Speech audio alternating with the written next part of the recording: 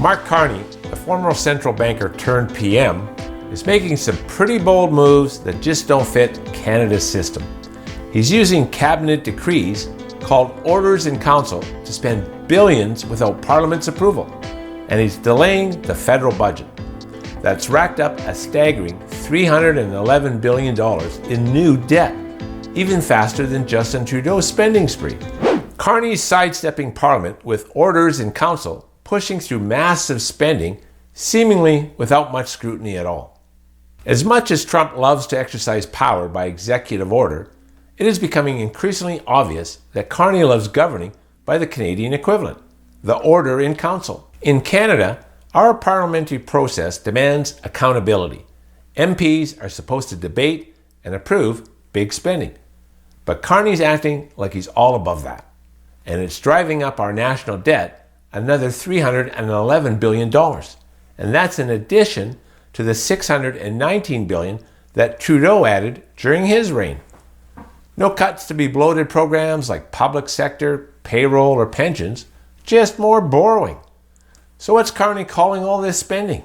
We're not spending that amount of money, we're investing that amount of money. So we're using very limited government resources to catalyze enormous private sector investment. And that's what drives this economy forward. That's what meets this moment. Mark Carney investing, not spending. Come on, Mark. What's the difference? It's basically our tax dollars he's throwing around without any parliamentary say-so. Investing sounds like a fancy word to dodge accountability. Is this about growing the economy or just growing the debt? And the $311 billion debt increase isn't just a number, it's a threat to your wallet. Canada's debt-to-GDP ratio is already higher than most developed nations. Without serious spending cuts, Carney's approach means higher interest rates, runaway inflation, and pricier essentials like groceries and housing. Not to mention, the value of our dollar was just hit a low of 67 cents versus the American dollar, the lowest it's been since 2020. In Alberta, where the resource economy is already under pressure, this hits especially hard. Small businesses, energy workers, families, all paying the price for Carney's unchecked spending. And he's not even presenting a budget to show us the plan. Of course, we're not the only ones noticing this. Here's what Poilievre had to say.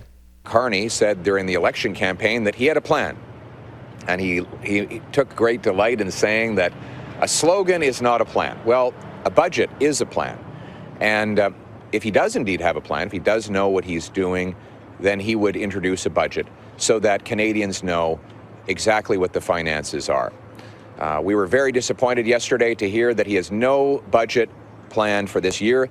This makes it the longest period without a budget since the 60s, the first time there has not been a budget outside of COVID in over 20 years. Extremely unusual. In Canada, Parliament is supposed to keep government spending in check. That's how our system works. Unlike the US, where executive-driven decisions might fly. Carney's acting like he's above Parliament, delaying the budget and ruling by decree. And in his own words, he's in no rush to present us any budget, at least not this year.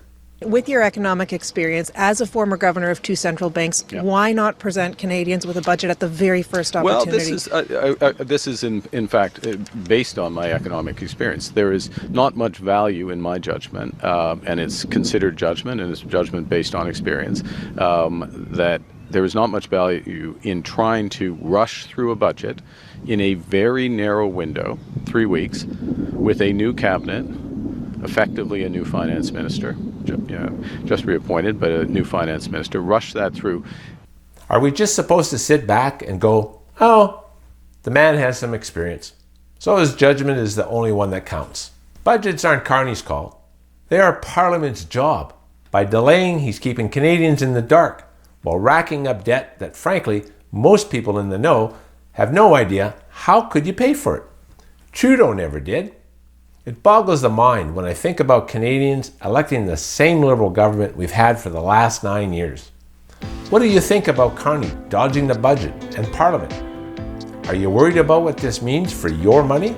Drop a comment below and let's talk. Subscribe to It's Your Money for more news that affects your wallet. I'm Glenn Zacher. We'll see you next time.